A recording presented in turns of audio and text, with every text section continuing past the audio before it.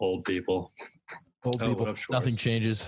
Speaking of old people, what's up, Schwartz? You old fuck. The movie that you're making me watch today is Blue Velvet, 1986, directed by David Lynch. Is that how you pronounce it? They just Lynch. Schwartz, you got a word for David Lynch's Blue Velvet?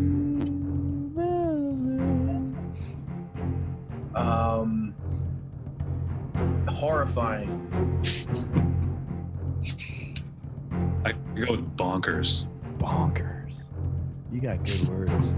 You got a thesaurus. I'm going to say aggressive. Yeah.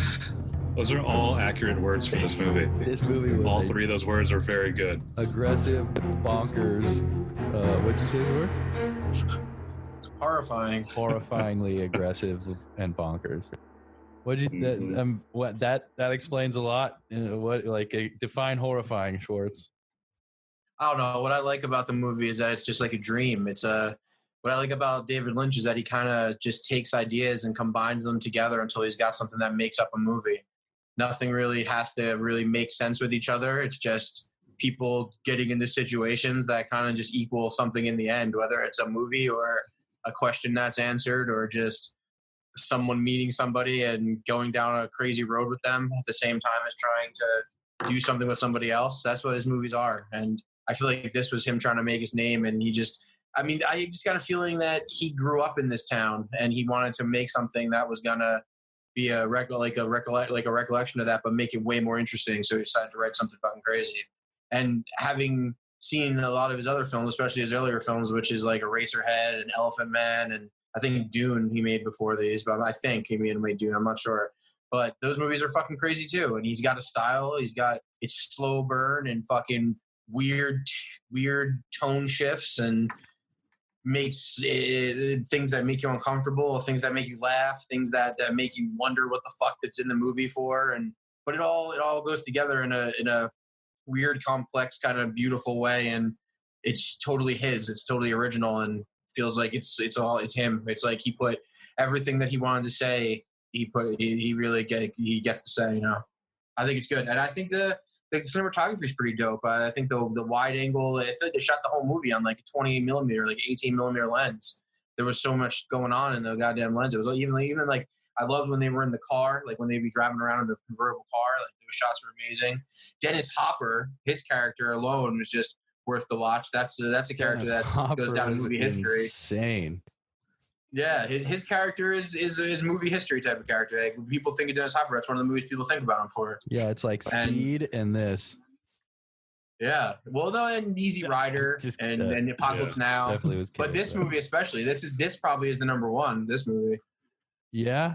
This is what he's known for, and it's rightly so. Like it's such an interesting character. Like the whole. What I really like about David Lynch too is that he does a lot of like erotic weirdness, like her finding him in the closet and then blowing him and loving him and then getting him involved, and then eventually she wants him to beat her and she's just so sadomasochistic or whatever, you know what I mean? Like they live a crazy fucking life too, though. Like Dennis Hopper just holding this woman's family hostage so that she'll fucking sing Blue Velvet and fucking let him beat the shit out of her. Like it's pretty wild. It just seems like a bad dream. It seems like a nightmare that someone has that goes on for a really long time, and then one day they just wake up.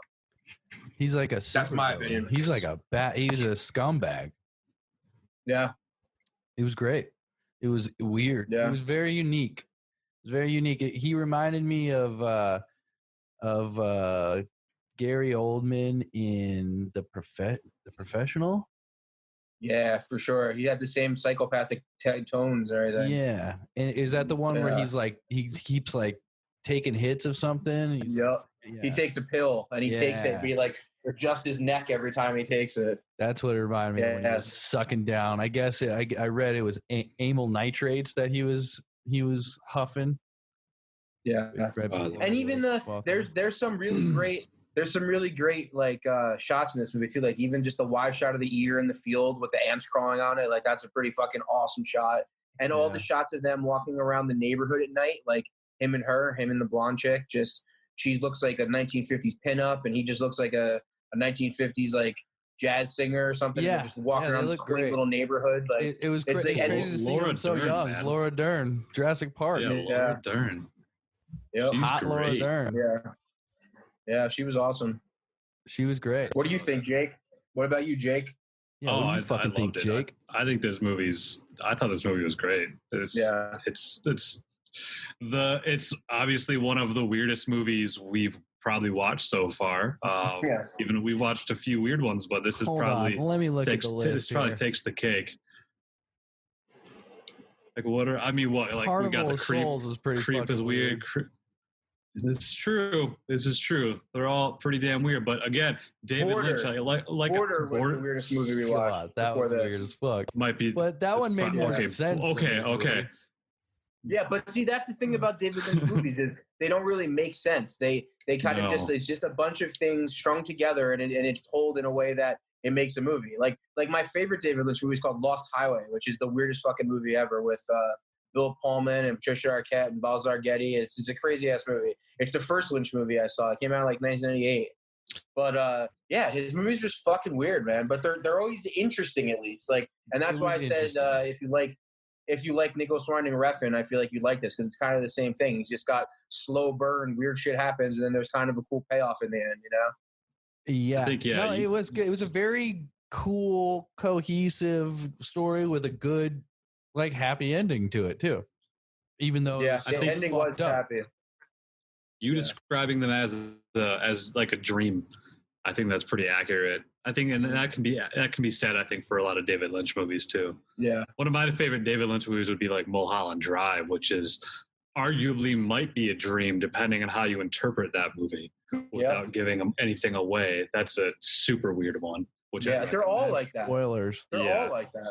Well, speaking no of spoilers for dream, other movies. My favorite scene in that movie was when they went to Ben's house and he sang that song with the singing into the light.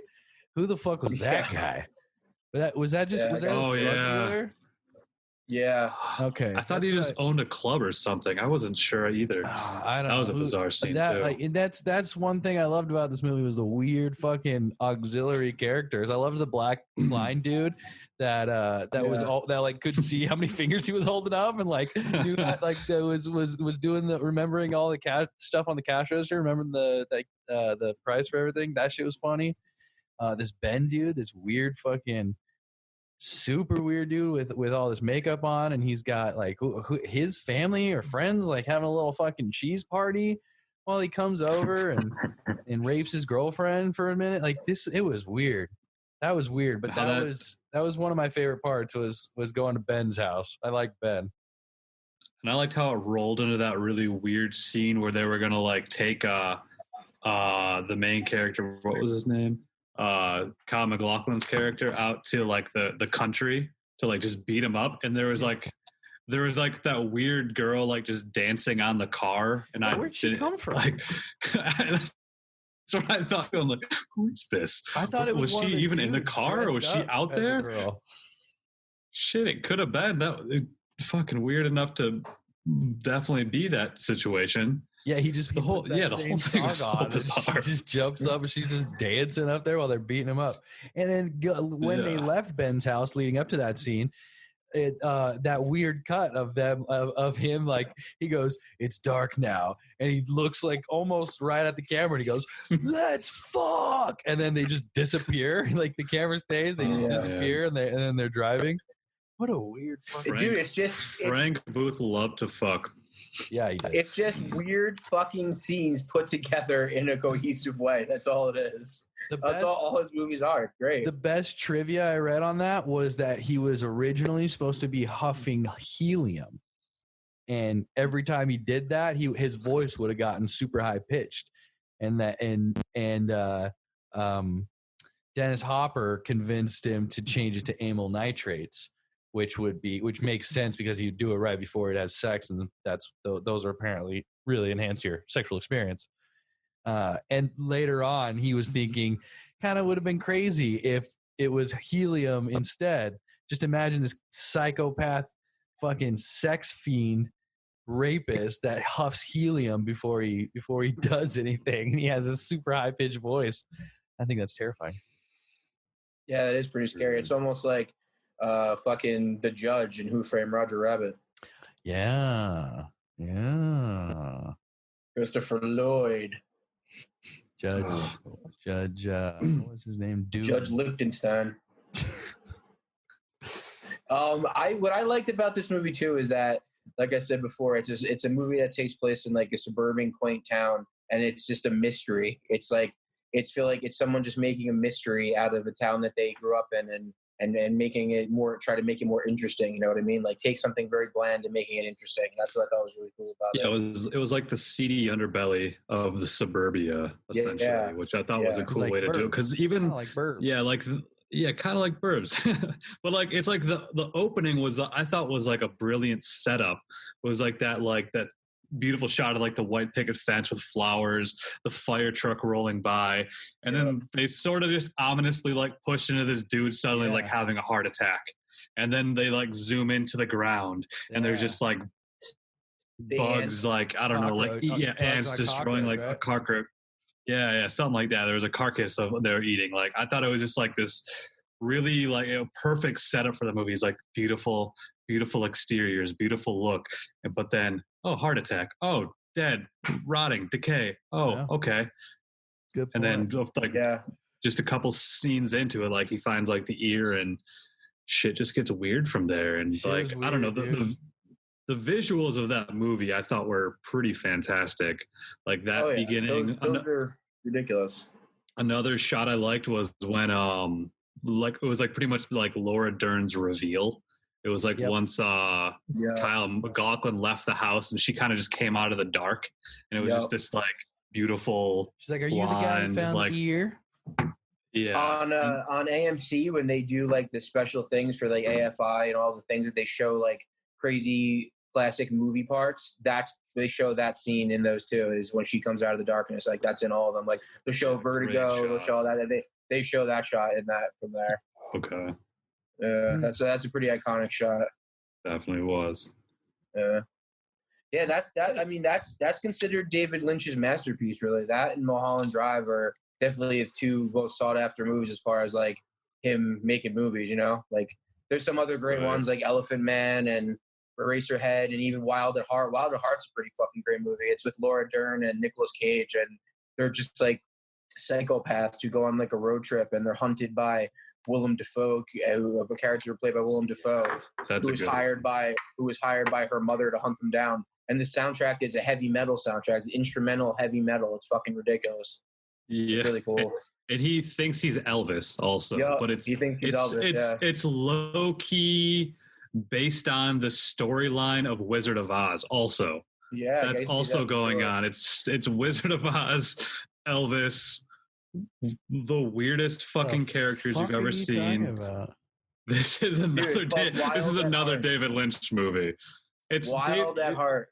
If you went down a David Lynch hole, you'll just I was really into David Lynch in like high school, and I feel like I haven't watched this movie since high school, so I was happy to watch this movie again. But Anthony, you've never backed off of diving down no hole. I ain't diving down this hole, dude. You're a hole diver 101, dude. David Lynch, not a fan. What? Come on, now you don't like this movie all of a sudden? I liked it, but I'm not gonna watch it again. Yeah. All right, whatever. You should watch Mulholland Drive. You should watch Mulholland Drive, dude. I've seen Mulholland Drive 3 or 4 times. So watch it again. You watch it again. I don't know. You know what? We're gonna watch Mulholland Drive in this podcast for sure at some point. Yeah, Mulholland Drive official, dude. We all got to sign it. Mulholland Drive and the science contracts. You know how it works. We have to sign it. I get a veto.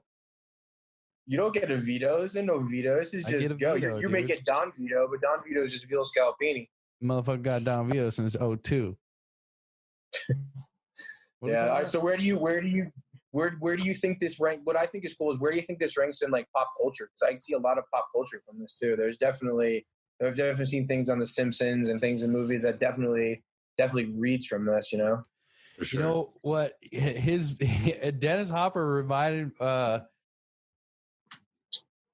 it reminded me of the scene where in the very beginning of Speed when he goes, "Don't fuck with Daddy," because he kept referring to himself, and I almost wonder if that was Definitely callback to that, to 100%. I guess one of his most 100%. iconic roles, which is great. yeah. You know what I love is I fucking love Dennis Hopper, and I was very happy to see him in. I didn't know he was in this movie. I had no idea what it was about. I didn't know anything about it. And that he was definitely my favorite part of it, which is how fucking psycho he was. Yeah, no, he was the best character. But I also liked the woman who, what was it, Gloria, the singer? She had such a crazy she had such a crazy fucking arc. Like what she was forced to do, and the fact that she actually liked getting beat up. Like she just lived such a fucking dark life. Like it's like you said, it's like the seedy underbelly of the normal place. It's almost like our short. It's almost like anything could be going on in any garage, anywhere. You know what I mean? Bizarre characters. Yeah, it's almost like Once Upon a Time in Long Beach. Check it out on Vimeo again. Check out the link in bio. Yeah, it's in my Instagram bio. But I don't know. I think it's pretty iconic for what it is. I think it's definitely well known. David Lynch got an Oscar nomination for it for best director. For what, screenplay? Oh no, best director. Oh, nice. He's gotten nominated for best director 3 times. Elephant Man, this, and Mulholland Drive, and those are pretty much his like 3 most well-known films. Elephant Man's a bit. It's older. It's older. I think Eraserhead is probably better known than Elephant Man. Eraserhead is his first film. It was pretty crazy. It's hard to call that movie good. It's good. It's experimental. Super weird. But it's good. It is good. Yeah, it is. It is good. It's such a. But that's such a bizarre one. It's hard to like. It's absolutely fucking worth crazy. Seeing. Eraserhead is definitely worth seeing for what it is. And I remember when I saw it in high school, it was like super hard to find a copy of Eraserhead. You had to know someone who had a copy. You couldn't like buy it on the internet or something. You had to like borrow it from some weird dude in your. That was more of a Pinhead guy. And his biggest hit though, besides for Mulholland Drive and this, is his TV show Twin Peaks. Twin Peaks is also what he's known for. I mean, that was a whole thing. That might be what he's known for even more than the movies. Honestly, that's a cult classic, man. And that's certainly Lynch vibe, 100%. That dreamy, weird world. It was very, very much like this movie. It had the same vibe to Twin Peaks. For sure. And it's all about the town with fucked up happenings in it. That's what it's all about. So it's about a murder. It's about a murder of a girl, though. Both lumber towns. Yep. At the sound of the falling tree, it's 8:30. That happens a lot. Oh, yeah. Oh, okay. Jesus. So where do you guys rank it? Fucking like that. Where do you rank it? Ranking? Oh, can I sidebar the ranking real quick? If you must, you can. It's a must. I forgot to bring it up last episode. Do it.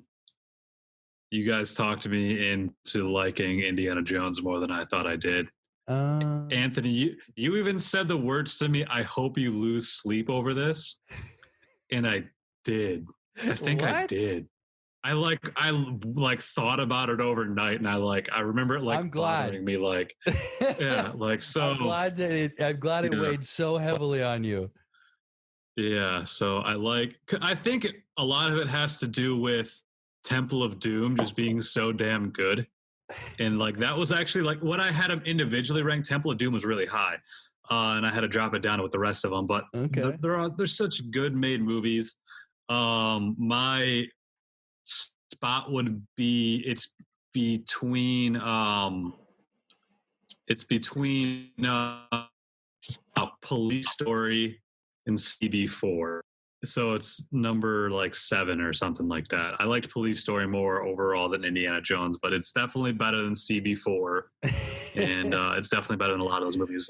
All around, all things considered, with all 4 of them, Indiana Jones is higher now. I'm happy. But I guess we'll go back to ranking Blue Velvet.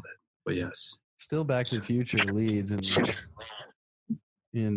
Back to the Future is the dopest. I like Back to the Future much more than Indiana Jones. I'll stick with that. But I think I came out of the conversation liking Indiana Jones more. So thanks, guys. What do you guys think Genius. of it? Blue Velvet. This is pretty high for me. I think I'm gonna put it right above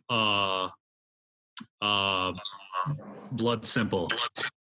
It's right above Blood Simple for me. It's right under the Creeps. All right. Like Creep more than Blood Simple and Blue Velvet is crazy. That's correct. What about you, Anthony?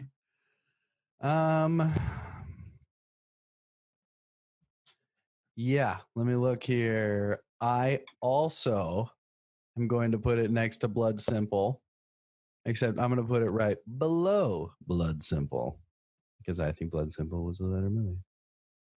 It was hard to decide between those. I had to mull it over for a little while, but I think that this just pulls it a little bit over for me, just because the weirdness factor, and I think I liked the way it was shot a little bit more. They were both shot great, but Blue Velvet kept me more invested than Blood Simple did.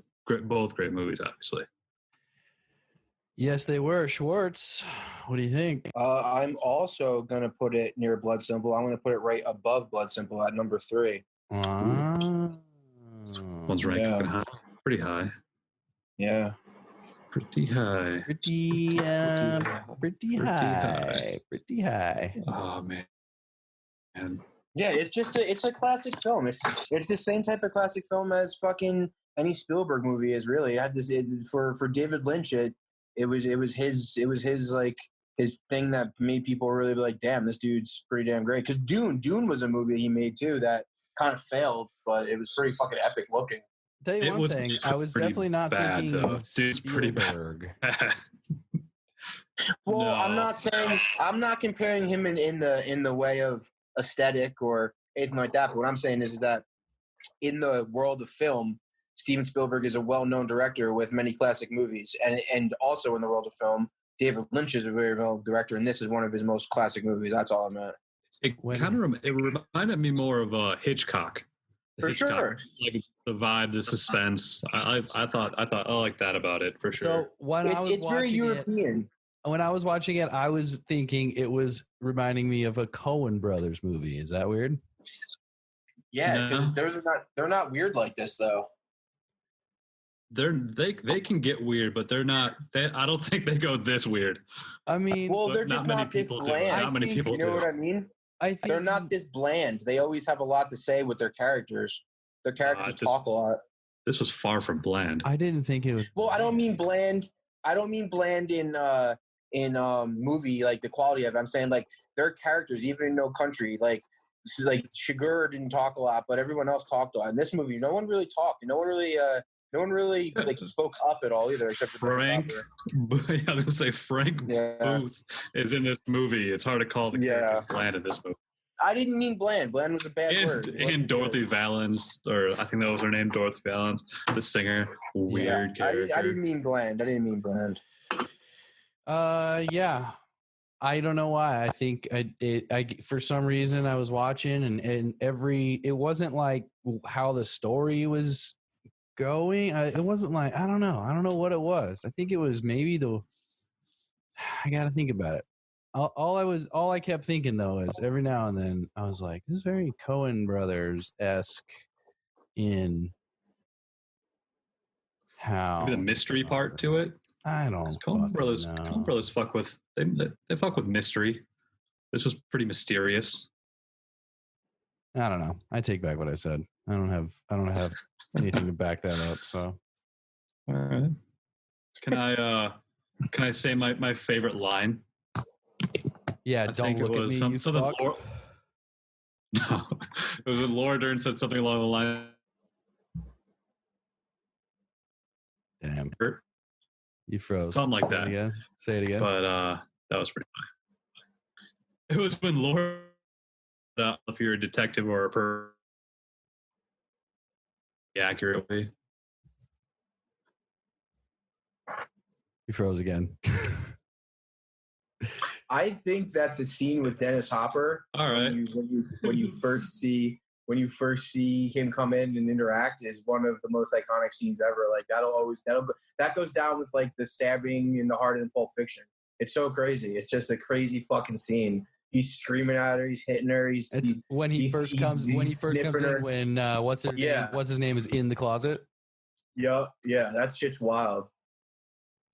Jake, what was your favorite line? You broke up. It was when Laura Dern said, I don't know if you're a detective or a pervert. Yeah. They're talking about in the car, which is like sums up the movie pretty well because it's like it's a detective-esque movie, but it's very like sexual and just bizarre. So yeah, I liked it. I think I'm changing it. I liked it. I said I hated it. Now I say I like it. I mean, I ranked it pretty high. Yeah. Seem torn, but it's okay. I'm pretty torn, I guess. I think that's the kind of movie it is, though, because there's elements of it that you probably thought were really cool and really interesting, and there's elements of it you're probably just like, "What the fuck? Like, what is this?" You know? There's a lot of that. Yeah, and I actually think that's a better feeling than not liking it or really liking it or really hating it. Is not knowing. At least it's making you kind of be like, "Wow, I'm not quite sure." That's pretty dope. Yeah. Yes. I'd rather just what see up an with explosion and car chase. Yeah. Love. Well, Jake's ever going to watch Transformers next. His next pick is Transformers. That is incorrect. That is correct. You see? I've never even seen that. So if you guys want to really watch that, oh shit, we're going to watch Transformers next then. Fuck that. I've seen the first Anyway, Megan Fox and Shia LaBeouf. Yeah. If I said "What up with the yellow," would that make sense to you guys regarding to this movie? Because that's for some reason in my notes. What up with the yellow? Mr. Yellow? The Yellow Man? Oh, maybe that's it. Yellow Man? The Yellow That's Man? probably what it was. What up with like him standing there in the end? What up with how? Yes, how he died. I'm glad I read that note. Yeah. What was up with that? He was like, I'm not sure. brain dead or something. They shot him and he just froze right there or something. I guess so. Frank shot. So what happened? What happened? Tell me. Somebody tell me what happened. What up with the Yellow Man? I think that was her husband that got the ear cut off. Yeah, that was her husband. He was clearly dead. The Yellow Man. I wasn't sure. There. I wasn't sure what happened to the Yellow Man. That was kind of confusing because he was just kind of standing there, and he was a police officer, right? We found out. Yeah, but he was a dirty cop. He was like helping Frank sell drugs because I think he was like setting up the other the rival drug dealers. It was that like the underplot was kind of weird. That like B story of like what Frank was doing. Yeah, that whole thing was kind of confusing. Like, but like the clear story of the main character being a detective is I like that part. Like being like a shitty weird detective. But the cop part and the crime stuff was a little bit more confusing. Yeah, but I think that was supposed to be pretty like unexplained. You're just supposed to realize these people are into some shit, and there's really no context to it except for they're doing stuff, and that's fine. Yeah. It's like I said, it's not fine. Why is it fine? Because it's not meant for you to know. He didn't want you to know. He didn't care. He didn't think it was. Then why make a movie about it? That's because like explaining. That'd be like explaining all the details of Big Lebowski.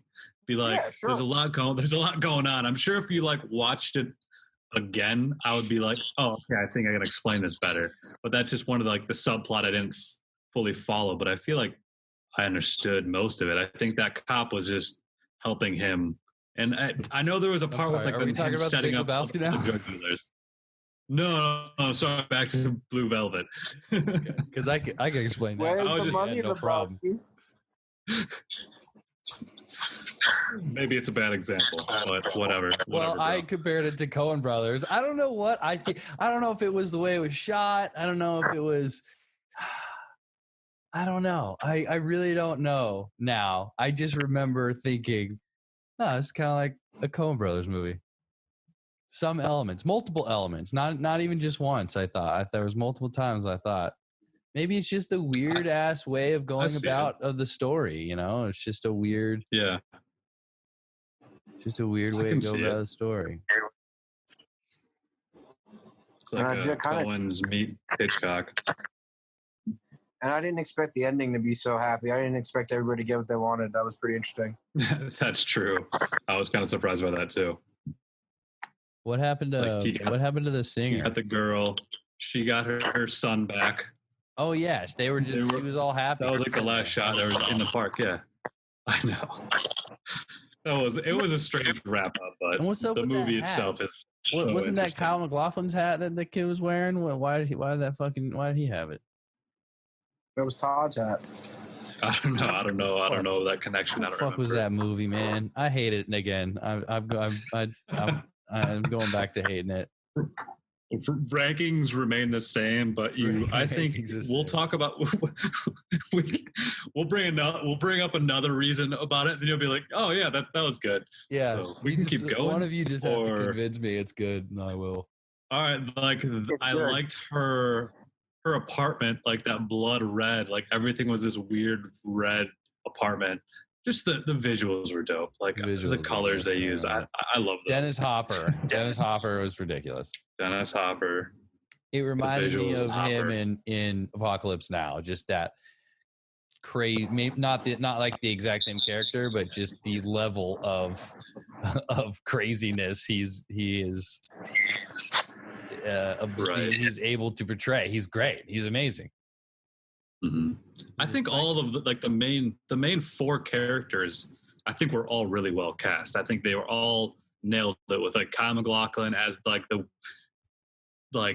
pretty boy, but like detective college kid, the knockout blonde beauty, which was Laura Dern, who was like probably like 20 when she shot that. She looked great. She did great. I think that had to have been one of her first movies. Dorothy Valens, the weird singer, super weirdly cast, but she was very fitting for what she was. And then obviously Isabella Rossellini, that's who was the best part. Isabella. I really like this movie. Isabella Rossellini. Was she a singer? Is she a singer or actress or both? I mean, obviously, she's an actress. I'm not sure if she makes it on the side or not. She made the song Cotton Eye Joe. Good one. Sounds like you were cutting out the only thing that came Cotton Eye Joe. Yeah, Cotton Eye Joe. That song. All right, Isabella Rossellini sung that. Isabella Rossellini. Cool. No, I don't know what else she was in. I'll take a look at her. The old IMDb. It doesn't matter. 86 though. This movie, we watched 2 movies from 86. That's fun. Yeah, she has 95 credits on IMDb, so she must get around. I'm going to guess she was in French films. Is she French? Wrong. And we're getting a little choppy here. Sloppy choppy. Okay. Anything else to say about Blue Velvet?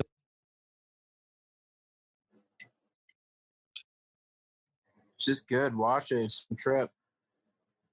Yeah, I liked it a lot. Looked great. Sounded cool. Sure. Oh boy. Yeah. Frank likes to fuck. Frank wants to fuck. And he wants to beat the shit out of you. That's the clear message of the movie. I liked Frank. For my favorite scenes, I was gonna say when they were like kind of going crazy in the prisons. Like one of the times when they were doing the ice cream. The ice cream, you scream, we all scream for ice cream. That scene. You hated that? Bro, because they went on for like 8 minutes. It was ridiculous. I thought it was funny, and then just got the whole jail going. I'm just like, because it's just like boring. Like, what would you do in prison? Like, I don't know. I just find prison scenarios always interesting. It's probably why I watch the show Oz. That's probably why I'm familiar with John Laurie. I just think prison shit's interesting, and that and like the cigarette scene too. And Roberto Benigni's like, do you have cigarette? That was makes pretty funny. he had the hiccups. Yeah. I thought that shit was pretty good. Hiccups don't fix or cigarettes don't fix your hiccup in this country. And then nobody had a lighter. Yeah, or nobody had fire. funny. That was pretty funny. Right. Yeah, that Matches that aren't part was pretty allowed. funny. I'm not gonna lie, when they were fucking screaming ice cream, it was funny. It was funny at first, but I was like, this is like I turned the volume down. I was like, this is getting just a little too stupid. I hated it. That's how I Those reacted to antics. that one. Fair enough. But it was funny, and like I said, I did like his little phrase book and how he wrote things down. I do that when I'm in like a different country. I'll carry a book around. Every time I hear a good phrase or something, if I'm really trying to learn the language, I'll write it down, and then I'll just repeat it over and over to people, and it makes them laugh. So that was I like that. It's funny, right? And the whole mix, Buzz off. The whole mix-up. Thank you. Funny. Buzz Zach off to you too. Buzz off, yeah. Hello, nice to meet you. Buzz off. That shit's funny. For sure. Very lost in translation. Yeah, language is funny that way. Trying to talk to other people in a different language is funny. But it was kind of cool when he joins them later. You're like, oh, yeah, it's the buzz off guy. This is going to be fun. This should be interesting. Yeah, I guess I just expected more to happen. I expected like a bigger conflict in the trio. I was expecting Tom Waits to end up like killing Roberto Benigni or something. I don't know. I was expecting something else that I don't think I got. It was fairly anticlimactic. There was another part I thought was another part I thought was pretty funny though was when they were on the run and then they like found that like shed and it was just 2 bunk beds again. Yeah. So just like, oh, they're just back in the same spot. Yeah, I thought the exact same thing. It looked exactly the same as then they were in prison. That was funny. No, it was good. It was good. There was good things. There was good shots. There's good ideas going on in the movie. A lot of ins, a lot of outs, a lot of what have yous. You know, speaking of a lot of ins, a lot of outs, what have yous, I'm glad I said that because I kept thinking, nope, never mind. I'm not. That's not the movie I'm thinking of. Different movie. But I got it. We got to get to that. For sure. Cool. We lost Schwartz again. You got anything else to say before? Nah. We sign off here? I don't think so. I liked it. Like I said, the simplicity of it. Going back to the simplicity. I enjoy it's like a slice of life for these strange dudes that just kind of came together. And yeah, I wonder if I didn't like it because I didn't. Do you think it held up in overtime? Like I said, it felt dated, but like I still liked it. I mean, it's like I don't think much would change in prison. You know, like you're very much stripped down to your bare minimums, and just like you got to just survive on being alive. And you don't have anything. You don't have any enjoyment. You don't have any entertainment. You just have people you're stuck with. So prison's a weird place. I mean, these guys were framed, but they were kind of shady dudes in the first place. So it was like interesting that they were in jail, I thought too, because like they didn't really commit a crime. They were kind of framed. Why like that? It was just they were all framed, and that whole situation was never brought up again. It was never resolved. It was just a reason something to happen to get them in jail and have them meet Roberto Benigni again. Bob. I don't know. It was. Yep. Schwartz hated it. You liked it. I'm in the middle. I didn't hate it. Sounds about right. I didn't like it. I didn't love it. But you know what? I do love Roberto Benigni. Even it's just like, as much as Schwartz hates him, I love him. There was that enjoyment at least. That's good. You know who I really like Tom Waits. I didn't though. I didn't like Tom Waits. That's what lost me a little bit. I wasn't a big fan. Okay. He seemed like he seems like I know I'm biased because I like his music. Mm-hmm. He is. like I said, it was an interesting choice of a cast, but it was what it was. Seems like I think it kind of likes musicians though, because the only other movie I've seen was Coffee and Cigarettes, and there were a few musicians in that one. Jack White's in that, right? That's true. Yeah, Jack White's in it. Iggy Pop's in it. Iggy Pop, Wu-Tang's in it. the whole Wu-Tang. I think I think Tom Waits is in it as well. I'm not sure, but I think he is. I Could be heard the wrong on that Wu-Tang one. Clan they're nothing to fuck with. Nah, you don't want to do that. All right, well, I don't think Schwartz is gonna make it back on. I don't think so. I'm gonna stop this one. You sure you don't have anything else to say about Down by I Law? don't think so, man. You know, I think much to say because you made a easy, but- point that they shot in black and white in '86. They didn't need to. Obviously, I didn't realize this was in '86. I thought this was shot like when it. I feel like they try to make it feel like a shot. I thought it was like in the '60s. Right? Yeah. I seriously thought. I think if you don't even know that, you probably would have thought that. Yeah. And he's back. I can't get my internet to work. Fuck it. All right, we actually started recording on Down by Law again because we had some more stuff to say, but we're done unless anybody else has anything last to say about Down by Law. I've said what I said. All right, Hate. right on. Haters gotta hate, ain'ters gotta ain't. No, they ain't. Mhm. They hate us because they hate us. Anus? Thanks for listening to another wonderful episode of Making Me Watch Movies. Check us out, MMwM_podcast. Check out the new wrestling podcast, MMWW_podcast. You can listen to Making Me Watch Wrestling everywhere you hear this podcast. We were watching the G1 Climax 30 NJPW New Japan Professional Wrestling. Check it out. It's a watch-along podcast. Next week's movie for this podcast is Let the Right One In. I think it's a Swedish movie. Check it out on Hulu. Directed by Thomas Alfredson. Let the Right One In, then listen to Making Me Watch Movies podcast. Bye-bye.